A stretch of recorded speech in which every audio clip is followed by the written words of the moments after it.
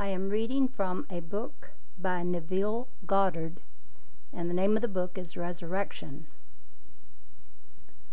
And in this chapter, he will be talking about a vision he had in a dream state. And the title of this chapter is No One to Change But Self. The ideal we serve and strive to attain could never be evolved from us were it not potentially involved in our nature. It is now my purpose to retell and to emphasize an experience of mine. Once, in an idle interval at sea, I meditated on the perfect state, and wondered what I would be were I of too pure eyes to behold iniquity. If to me all things were pure, and were I without condemnation. As I became lost in this fiery brooding, I found myself lifted above the dark environment of the senses. So intense was feeling, I felt myself a being of fire, dwelling in a body of air. Voices as from a heavenly chorus, with the exultation of those who had been conquerors in a conflict with death, were singing, "He is risen, he is risen," and intuitively I knew they meant me. Then I seemed to be walking in the night.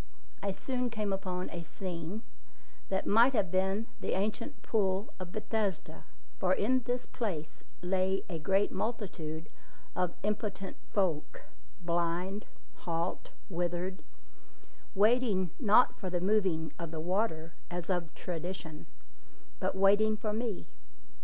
As I came near, without thought or effort on my part, they were, one after the other, molded as by the magician of the beautiful.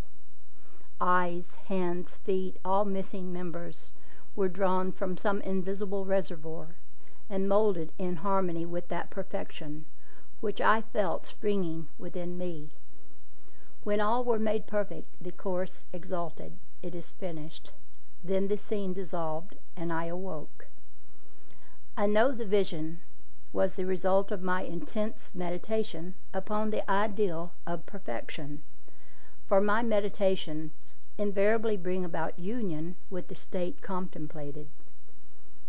I had been so completely absorbed within the ideal that for a while I had become what I contemplated, and the high purpose with which I had for that moment identified myself drew the companionship of high things and fashioned the vision in harmony with my inner nature.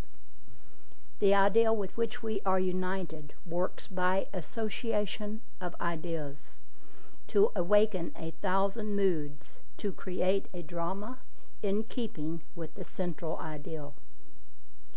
My mystical experiences have convinced me that there is no way to bring about the outer perfection we seek other than by the transformation of ourselves.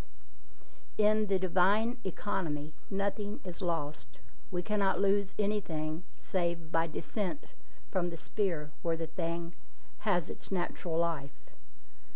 There is no transforming power in death, and whether we are here or there, we fashion the world that surrounds us by the intensity of our imagination and feelings, and we illuminate or darken our lives by the concepts we hold of ourselves. Nothing is more important to us than our conception of ourselves, and especially is this true of our concept of the dimensionally great one within us. Those who hinder or help us, whether they know it or not, are the servants of that law which shapes outward circumstances in harmony with our inner nature. It is our conception of ourselves which frees or constrains us, though it may use material agencies to achieve its purpose. Because life molds the outer world to reflect the inner arrangement of our minds, there is no way of bringing about the outer perfection we seek other than by the transformation of ourselves. No help cometh from without.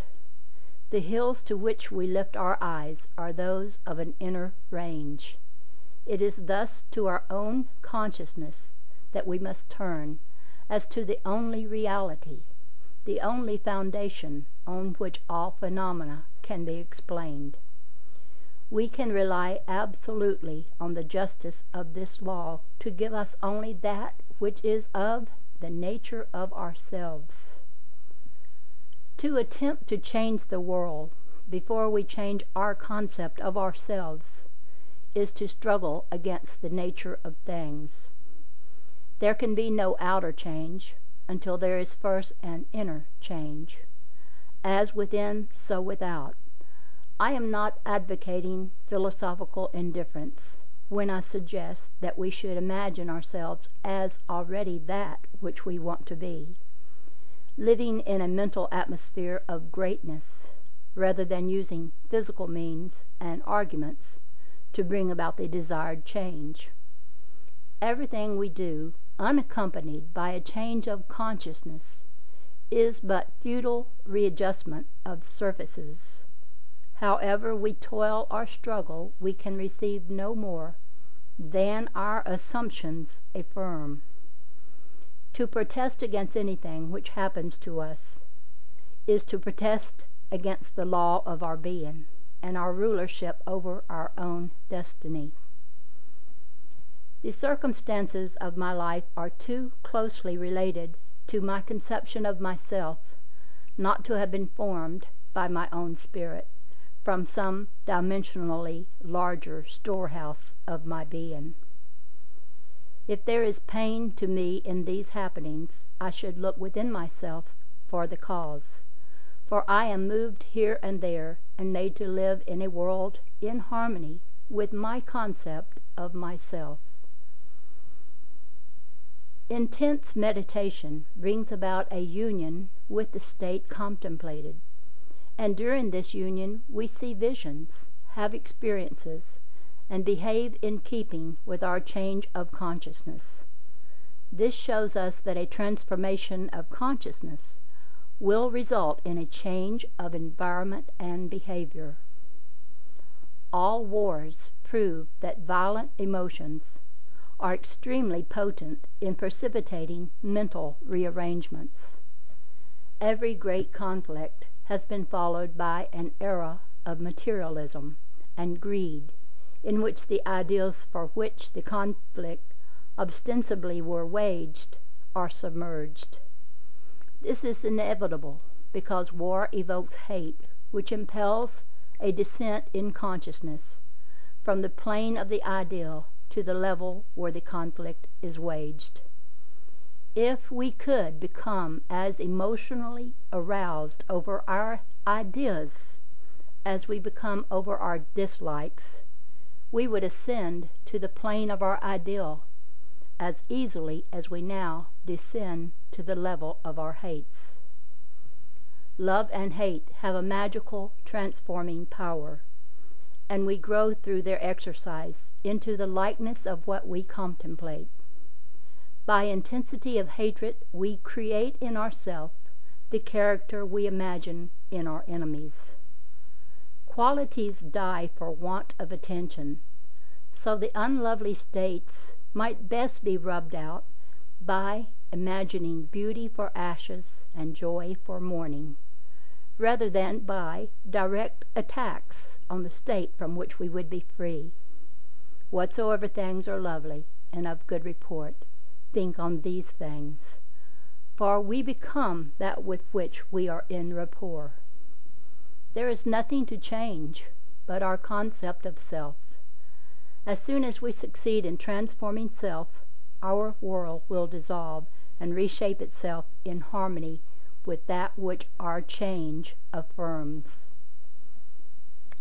If anyone listening to this would like to have Neville Goddard's book, Resurrection, I can send it to them as a file attachment. Just get in touch with me, and I would love to do that.